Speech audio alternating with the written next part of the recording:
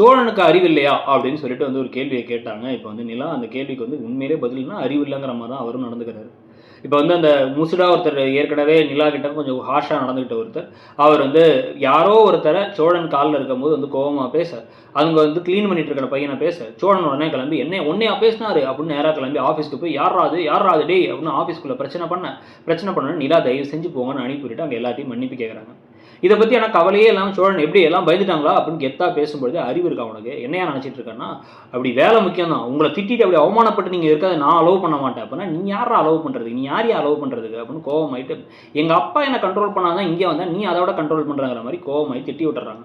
இதே விஷயத்த பாண்டியன் பல்லவன் எல்லாருமே சொல்றாங்க நீ பண்ணது தப்புன்னு சோழன்ட்ட சொன்னா அவர் புரிஞ்சுக்கிற மாதிரி இல்லை. பாண்டியன் அடிக்க போறாரு, அவங்க அப்பா கிட்ட போயிட்டு அப்பாவை அடிக்க கை வாங்குறாரு, எனக்கு அப்படிதான் நடந்துக்க தெரியும், அவளை யாரோ திட்டாங்களே எனக்கு எதையுமே யோசிக்க தோணல அப்படின்னாரு. யோசிக்கணும், யோசிக்கல அப்படின்னா இந்த மாதிரி தான் நடக்கும். அந்த ராகவ வேற ரொம்ப நல்லவரா வேற காமிக்கிறாங்க. அதை பத்தி உங்க கருத்து என்னங்கிறத சொல்லுங்க. தேங்க்யூ.